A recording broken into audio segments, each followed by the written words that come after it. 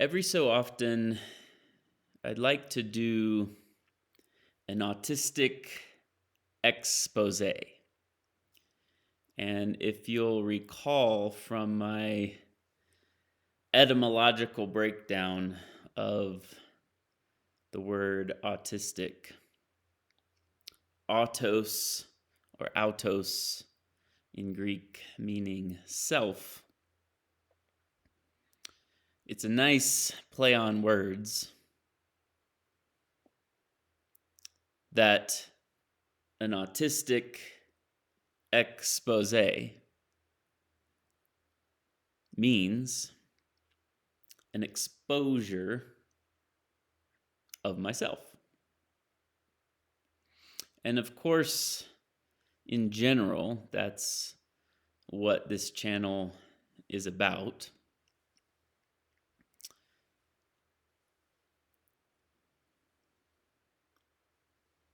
I think it would be helpful, both for me and hopefully for you, to focus in a little more from time to time on a behind the scenes look of what it's like to be me. I actually did one of these the other day when I was in the midst of processing and going through a moderately challenging situation. And I wanted to reveal my process as I was working through it. But unfortunately, I think that file and all the words that I said has been lost to the void, or another way of saying it has been deposited in the Akashic record, and you can find it there.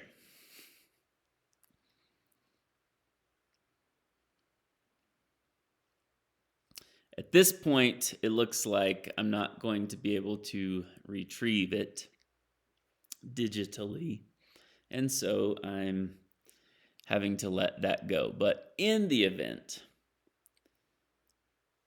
that it returns somehow, or an IT person finds a magic formula, then this may be my second expose, and some things might be repeated. Nonetheless, in this moment, I'm not specifically referring to those things that happened, and I'm not currently real-time working through stuff.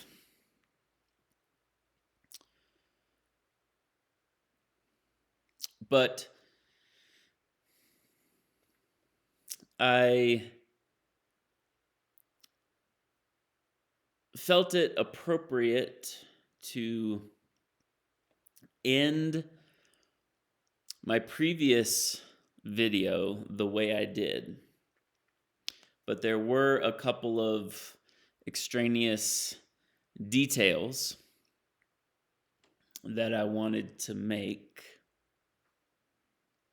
or extraneous details that I wanted to convey, points that I wanted to make, that actually flow perfectly into this more specific expose video. The reason that I gave the playing sports, being interested in sports,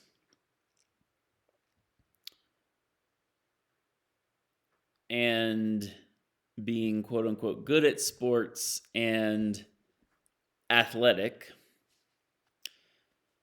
was a fewfold,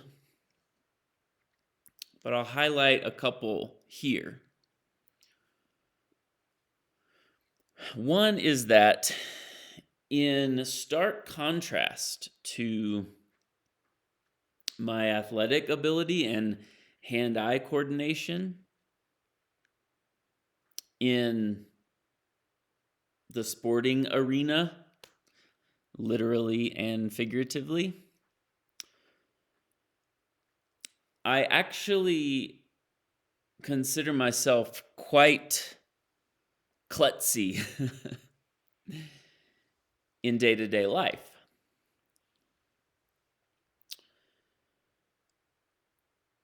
I am constantly bumping into things, dropping things, spilling things, breaking things. When I say constantly, I just mean like way more than I would like.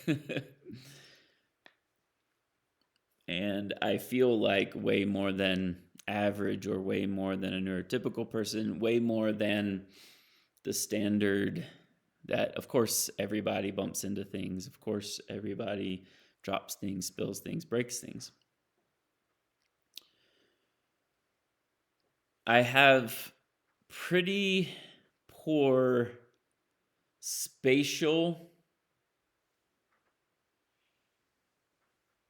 awareness and how my physical body fits and moves in third dimensional space. And I repeat similar or exact same blunders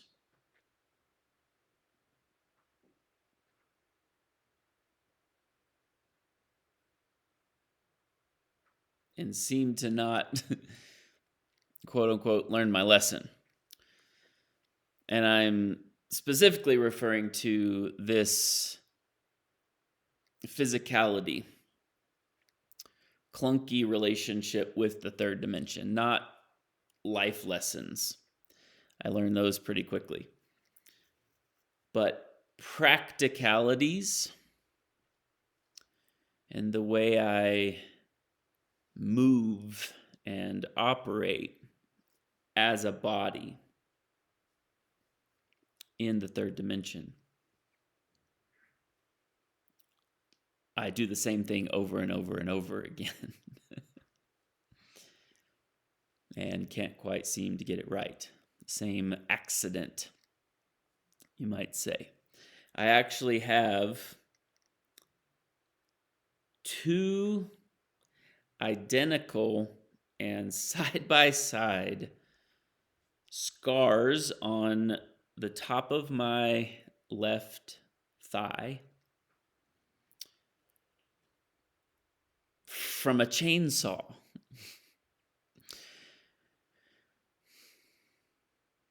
My wife and I live on a beautiful 9-acre paradise off-grid homestead that I'll talk more about another time.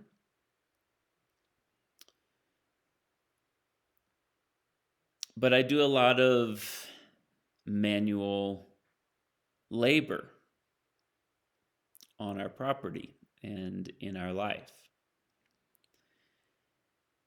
And I have, in fact, used a chainsaw for many years now for firewood and other minor projects.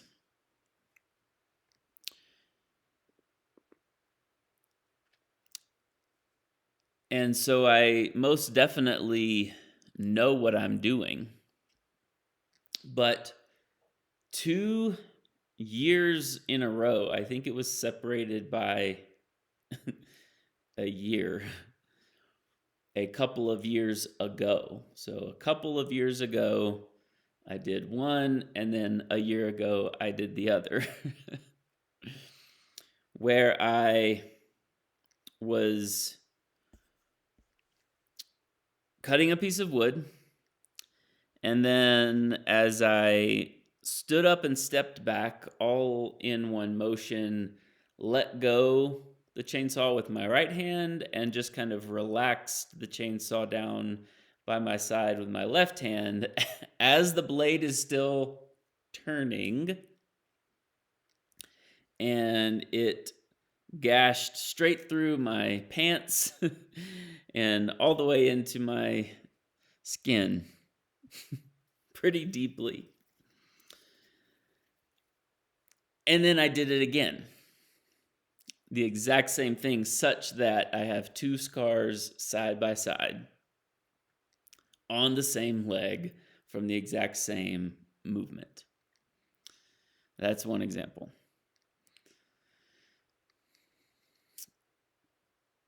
Another example is my wife and I eat a lot of bone marrow, and the way I like to do it is to take the bone in my left hand and then a knife in my right hand and scoop down into the bone and either bring the marrow out this way or push it through the other side onto a cutting board. And don't ask me why, except because I'm autistic.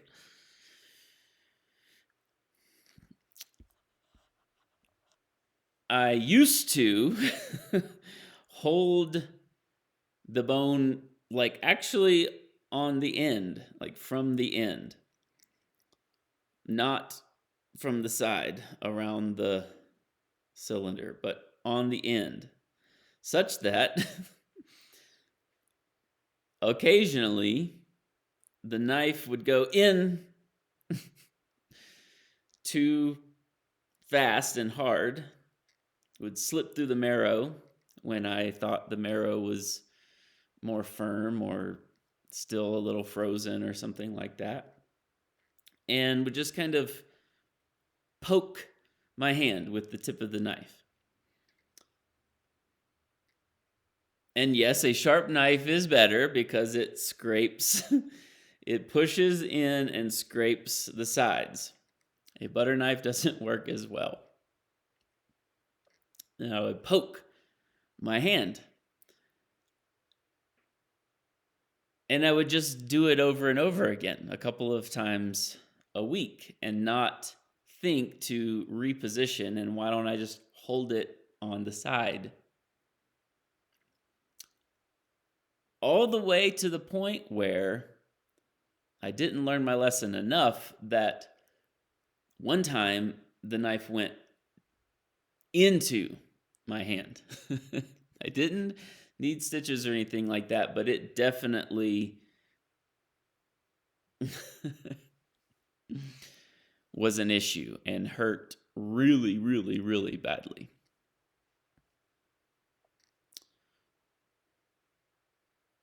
And still have a little bit of that scar.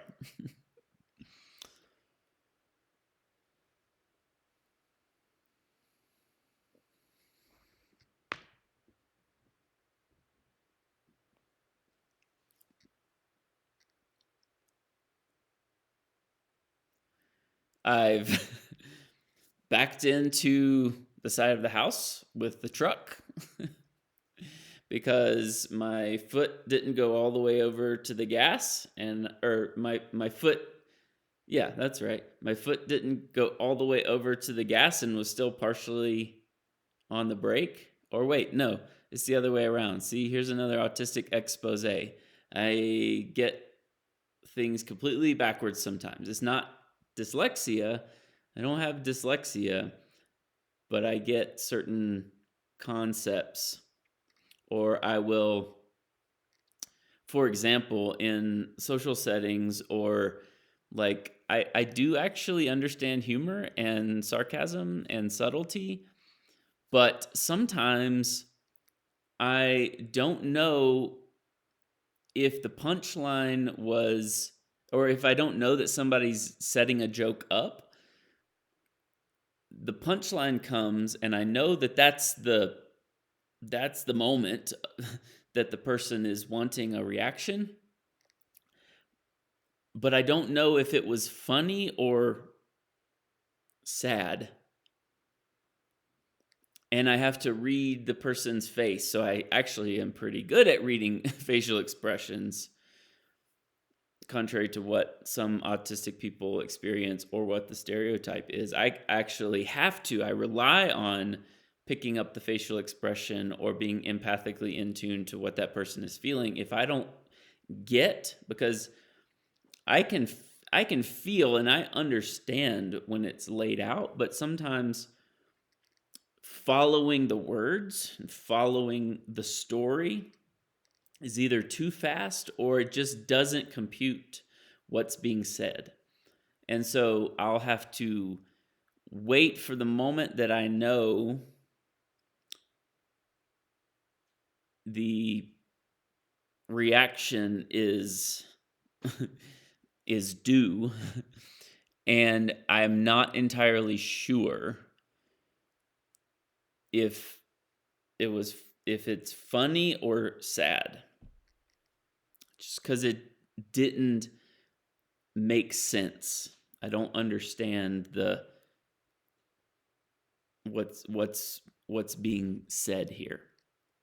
So in a similar kind of way, I had to stop and think a while ago about the gas and the brake. Which one did I mean? I'm still having to think about it. I meant to, yes. I was slowly backing the truck up because my wife and I were unloading something.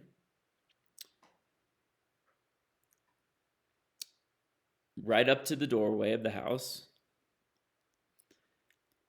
And I was slowly letting the truck get closer and closer and closer. And when I knew it was time to stop, my foot hadn't gone all the way to the brake. It's not that I accidentally hit the gas when I meant to hit the brake. It was more of a spatial, physical situation where I knew I was supposed to hit the brake and that was my intention, but my foot was still like halfway on the gas. So just a slight little tap and I was like crashing into the house. One more example is in this room right here, actually. We were painting the beautiful color of the wall there. And right over there, I won't turn the camera. Well, it's actually the exact same wall that I typically have the kind of altar set up behind me. Right up there,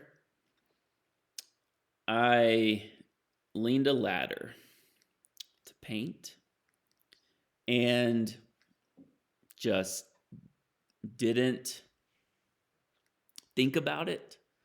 It was a mind lapse. On the ground was a piece of paper that was either some kind of like drip catcher for the paint, or I can't remember why we had this paper on the floor, but it was just a strip of paper.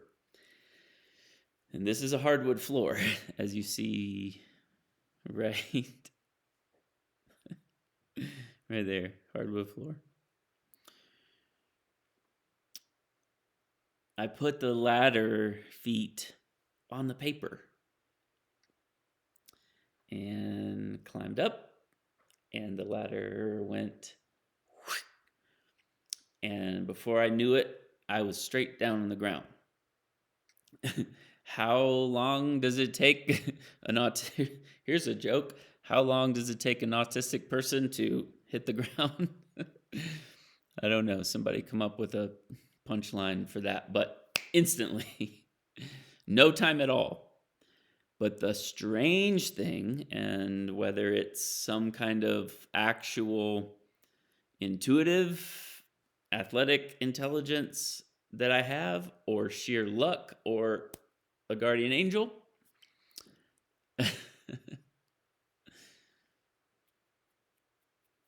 it's funny. My wife actually added an angel statue to the altar right in that spot that I'm talking about right now, that you'll probably see next time I set up that way. I landed flat on my feet. And did not get injured at all. So that's the last example for now, but other things like dropping glass jars or burning myself on the stove or bumping into things constantly, like shit or ow. But otherwise, especially for the amount of physical labor I do around here, I am quite responsible and quite good. I have really good balance. I do trust my body. I trust my mind-body connection. I trust my hand-eye coordination. Perhaps it would be a lot worse if I didn't play sports growing up and train that kinesthetic intelligence, and all the yoga that I've done perhaps has a lot to play in that. So again, it's not like every single day, multiple times a day, a huge disaster, but every single day, multiple times a day, I'll bump into something or, kind of like lose my spatial awareness for sure, which is why I function most optimally in a very predictable movement pattern and consistent and repetitive and routine for everything from making coffee to cooking to doing the dishes to setting up my computer for office work to feeding the animals. Again, I'm not going to go into all the farm details today, but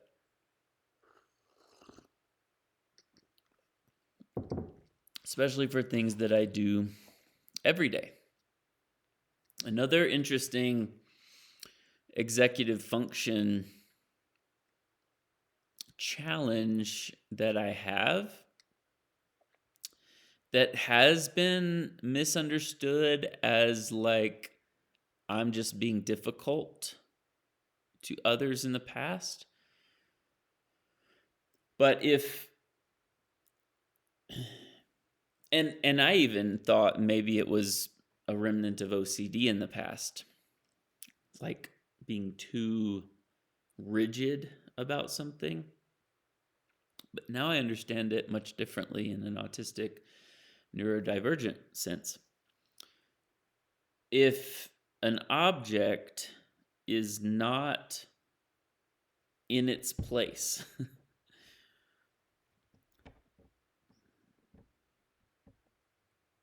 like exactly where I have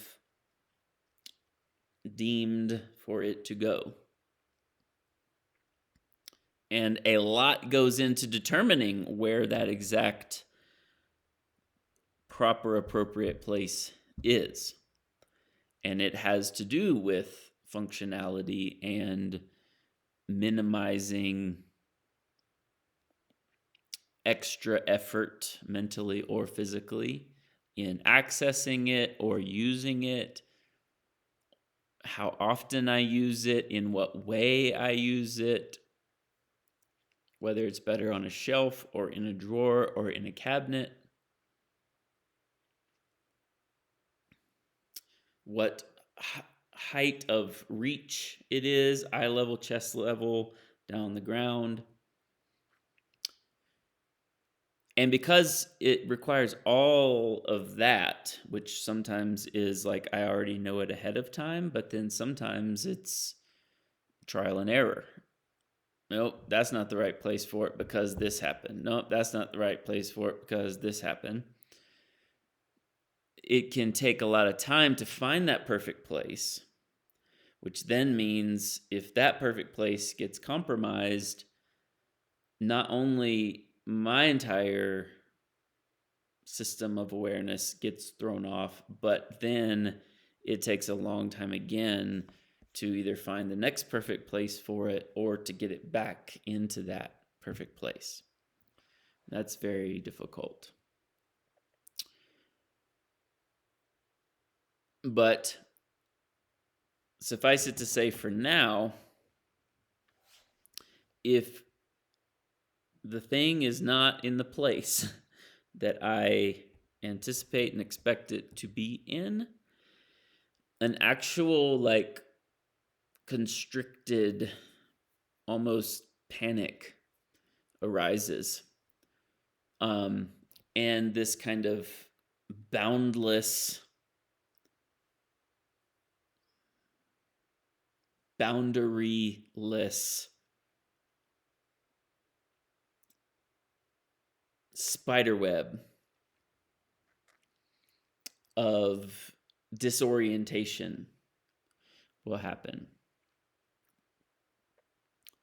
I become completely disoriented because my thought is I can't think through, okay, then where else might it be? I literally think it could be anywhere in the multiverse. And I have no idea where or how to start looking for it. And it feels panicky. It's kind of, I kind of get flooded and overwhelmed by that. And also, if I don't put the thing back in the place every time, I can be a little mindless. If I set it down somewhere in passing, and especially it backfires when I set it down somewhere so that I don't forget it. I'll put it right here so I don't forget. In that moment, it makes sense, but then I forget.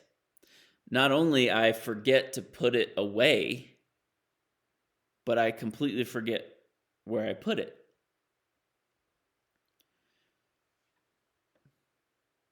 And so I actually have a very sharp memory, like recall memory.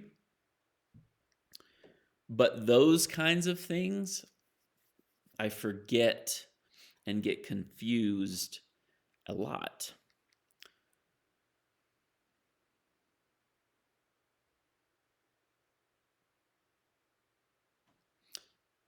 Even if the thing is like, seriously, like 12 inches to the right of where it's supposed to be, if it's not in the spot, it's almost like I don't see it over there. And my wife will have to say, it's right there. And like, I didn't see it because I was already like on the other side of the galaxy looking for it, but it was just right there.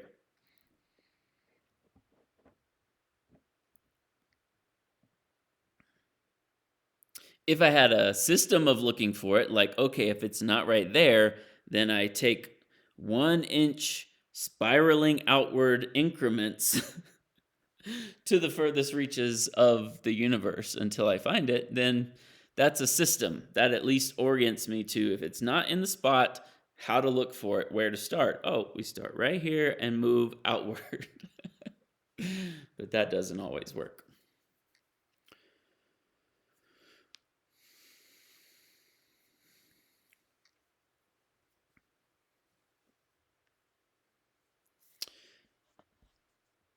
So another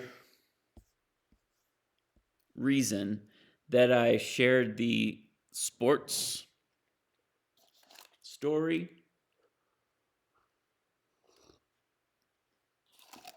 was kind of a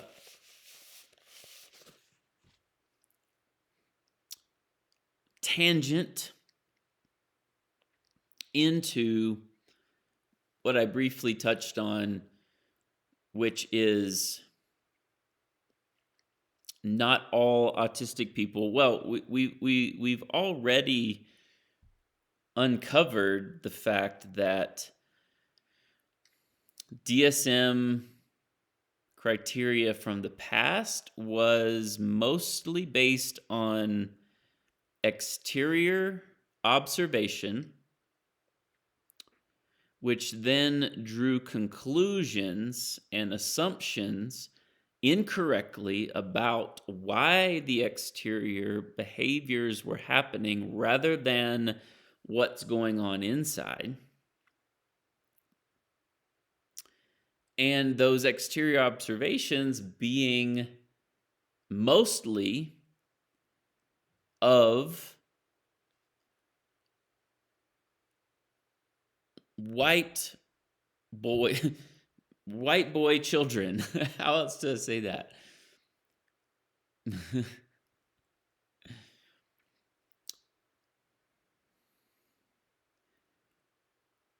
And not all races and ethnicities and genders and experiences. And without looking inside for what, so the exterior assumptions were not only limited and incorrect, but they didn't look into the reason behind why it manifests in a certain behavior pattern. And so that's something else we can dive into another time, not right now during my autistic expose. But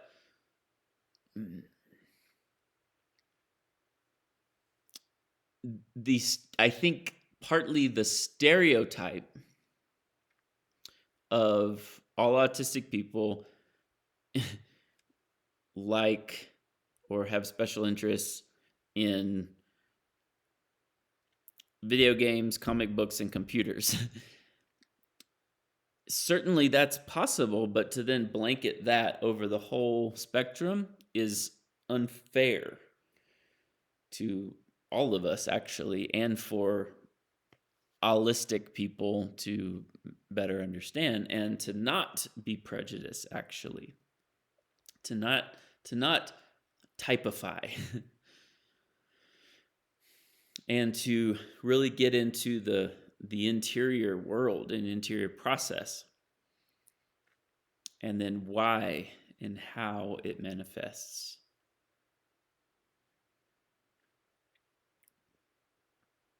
So actually, contrary to being into computers and technology, I actually have quite an aversion to that.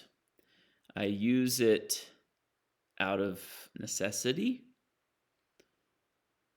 and kind of bare minimum understanding and knowing that this is the world we live in now. But actually, my monotropic brain and mind and way of functioning gets really triggered in a negative way by computers and technology. And the pace that it's moving in, and so-called quote unquote convenience that it offers often does the complete opposite for me.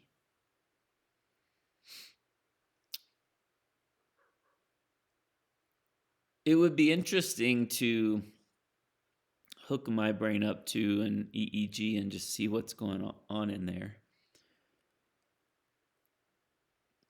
Because as I've said, I have a lot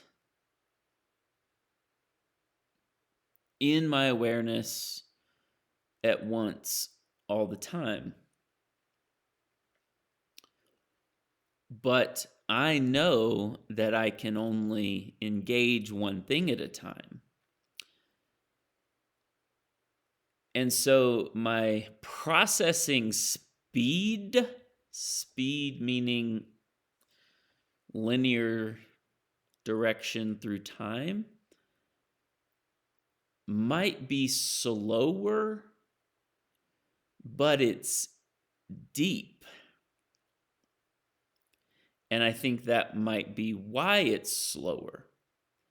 If it were slow and shallow, and I was just taking a long time to get from one task or one thought to the other, that's another situation altogether. But every moment I feel and am aware of and tap into multiple layers of depth and dimension and subtlety and nuance and awareness and observation and noticing, and all at the same time processing it to come up with my next action for it.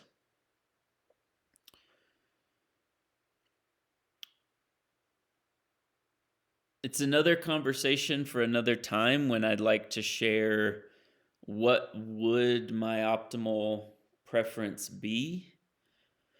But suffice it to say, for now, I have in fact tried, like actually tried, and then life and God had its way in a different way to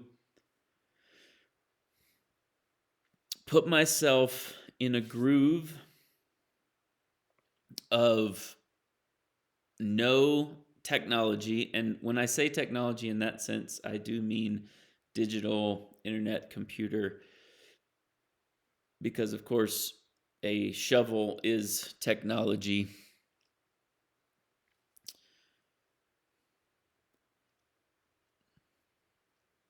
Tools of any kind are technology.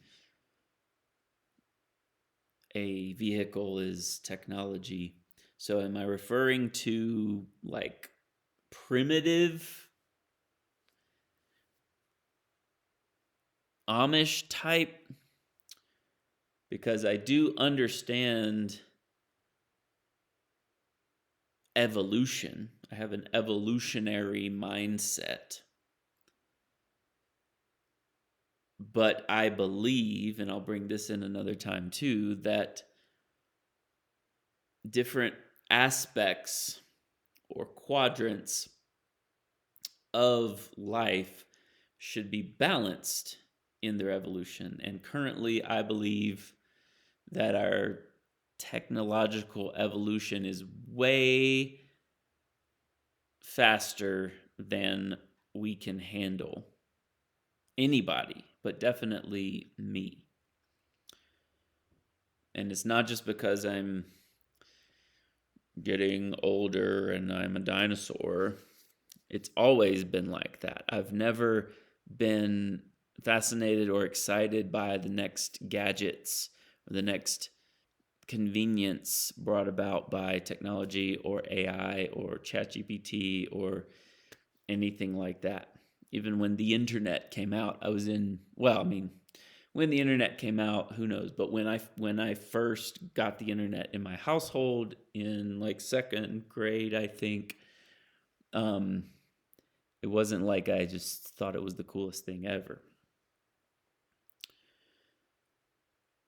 So I've actually tried to set up a life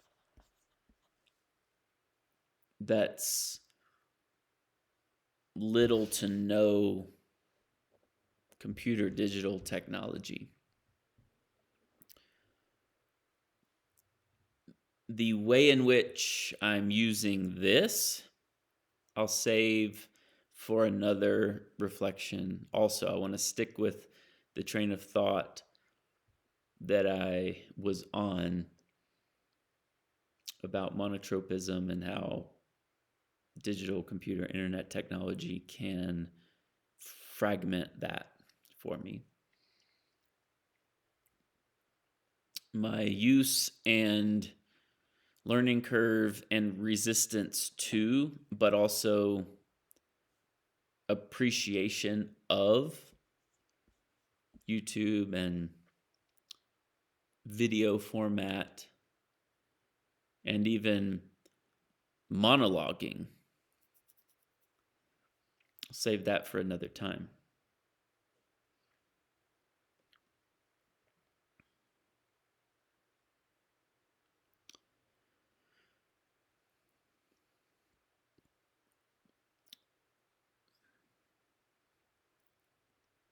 But I do have a challenging time with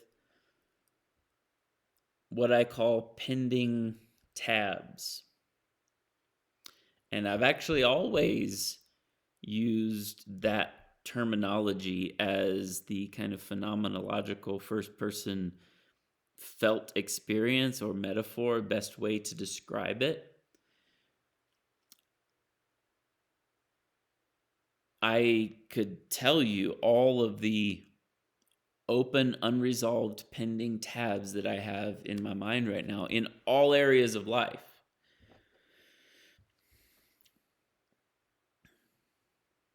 And even thinking about it right now to try to give you a summary of it is a little overwhelming.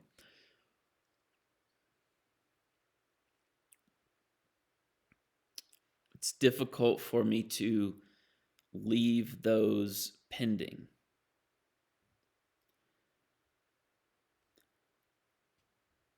So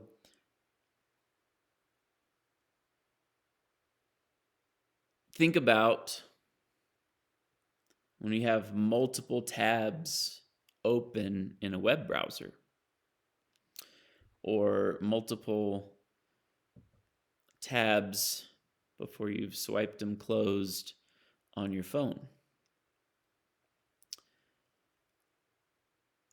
And I feel like this is a quote unquote gift or quote unquote ability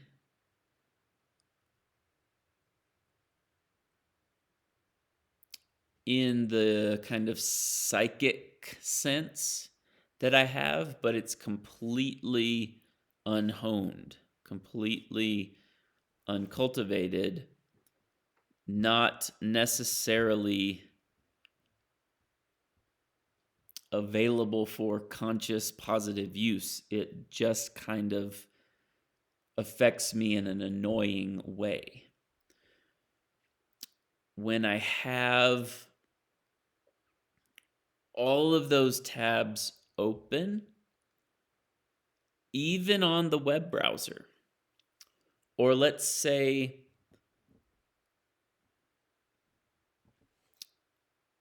the mere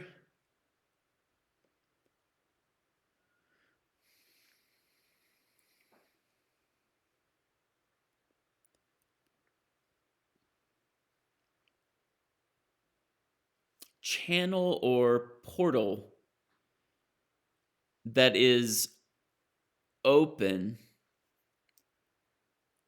by being someone's friend on Facebook or someone having my phone number, which means at any given time, they might pop through. And this whole unspoken etiquette gets imposed as well about response time, just because they can, just because there's this connection point. At any moment, a text might come through, an email might come through, a call might happen, and then I am forced to do something about it. That is very difficult for me. I have to close down all my tabs in my phone and all the tabs and the web browser every night, or else I feel the kind of fragmented and erratic, what would non-monotropic, polytropic energy from all of those at once. And so because of the world that we live in, and I have done a lot of work to manage it and be grateful for certain aspects of it and use it in a conscious, mindful, balanced way, it does in fact fray my wires, short circuit my system. Here's another example that combines monotropism and the physical stuff that I was talking about this morning and the routine. If I ever break routine and try to juggle multiple things at once, because I've always had this funny perception around the idea of multitasking that it's actually impossible. You can actually only do one thing at a time. You can actually only think one thought at a time. But multitasking, what people mean is juggling or having multiple tabs open and kind of tending to all of them more or less simultaneously in the same 10-minute period or 1 hour period or day period or whatever. Working on all these things, but juggling one to the next, one to the next, one to the next. I've gotten better at that. But my monotropic mind, it doesn't get distracted in like an ADD sense. It gets fixated and then completely forgets the other thing. If I turn my attention to another thing or if I get interrupted, I can completely forget that that other thing was happening and that I need to also tend to that.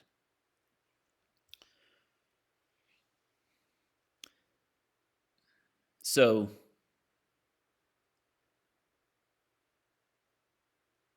leaving a sink on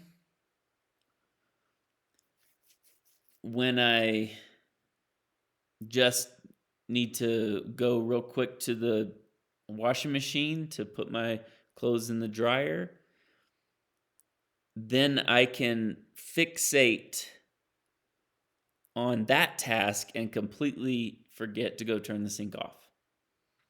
So it's like one thing at a time, sometimes almost to a menial and tedious degree where I have to stand and wait and watch or set a timer. I could set a timer on my phone to remember to come back to that thing, which I have to do sometimes.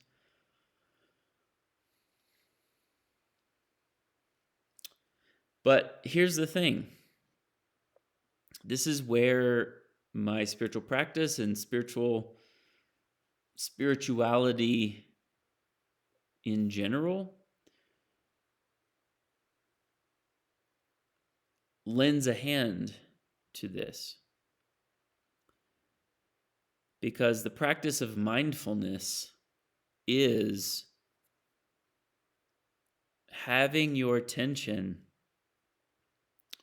on what you're doing in the moment, fully focused and present with, instead of all over the place. We do, in fact, live in a very mindless society where multitasking is touted as a good thing, to get more done, to get more done, to get more done. But who has sped up the pace so much that we feel like we just can't keep up, and therefore have to kind of burn ourselves out in order to get there? But get where? Because I don't think anyone has ever arrived.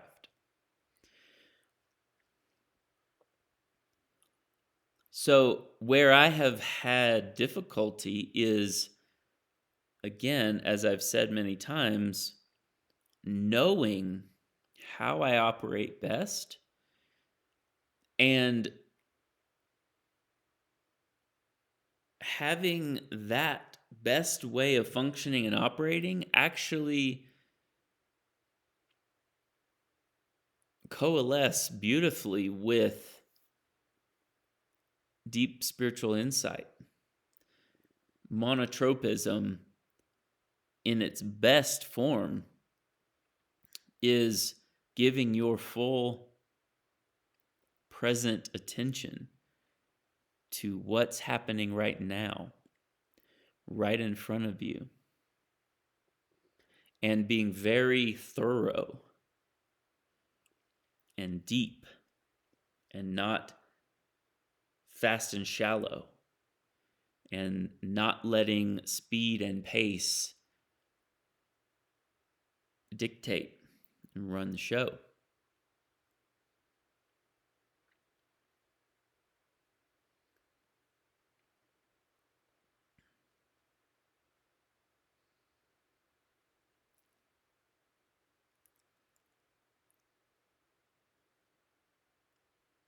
One thing at a time, one word at a time, one breath at a time. And I feel very grateful and blessed to have been given a life where that is more or less possible. But I'm still working on the refinement process.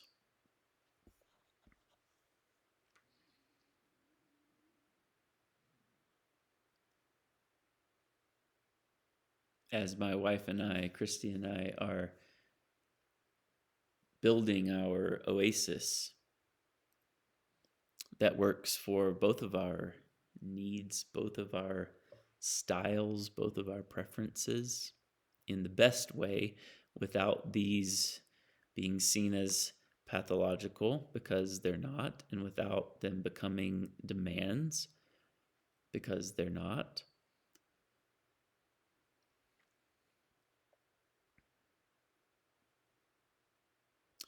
And we have been given the relative freedom and privilege to do that. But I do also feel like that relative freedom and privilege has come from a lot of inner work. It's a result of that. A lot of transformational crucibles, purging fires.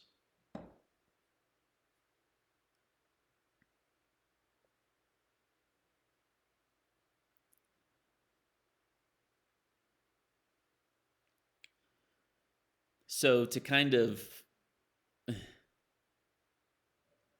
close the tab that I was saying a while ago about the pending tabs. If I have too many open tabs, and I mean that literally on the computer screen or mentally in my psyche, unresolved stuff, again, to a reasonable degree, that's just part of life. It could even be seen as a pending tab if I don't put the thing back in its place. It's pending. The circuit didn't complete itself back to disposition 0. Sorry, displacement 0. I always found it fascinating in high school physics class. We learned about the word displacement. Kind of blew my mind. That like distance traveled is different from displacement. So the analogy that was used was like on the high school track around the football field,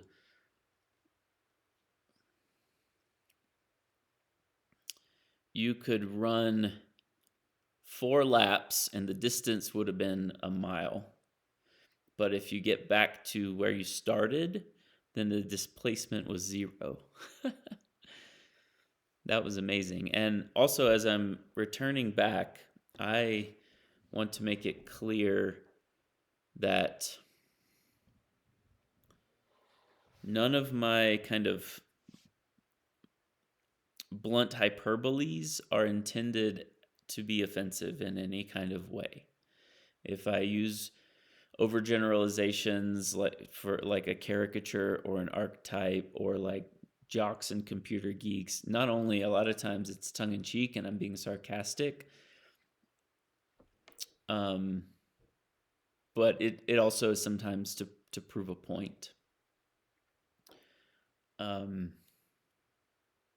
want to increase and expand the kaleidoscope, the beauty of all of life and the sacredness of everyone's experience.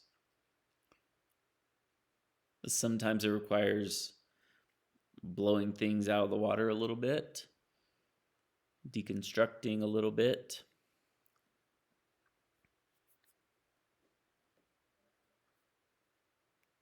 and being willing to question your own presumptions a little bit.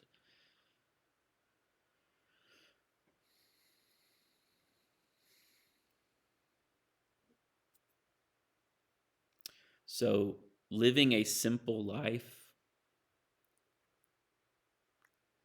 where I'm not bombarded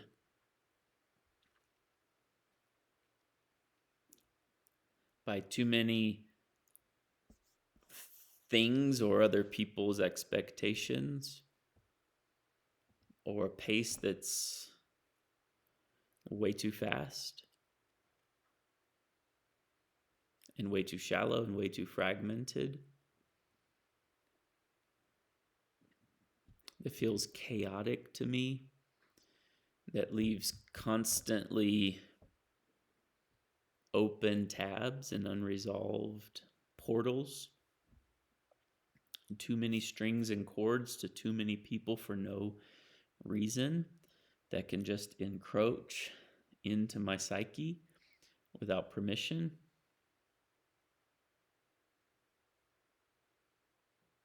That is very triggering and can then trigger pathological responses from me. And this gets into a conversation about needs and support needs, and how my chosen and given way of life and my calling, or my chosen and given way of life has intersected or met and or become my calling, or vice versa. and how that has affected other people, and how the clarity of knowing who I am and expressing that and communicating that has not been well received by others. So this has been a fun autistic expose. Thank you for allowing me to be vulnerable and show you a sneak peek behind the scenes. Till next time.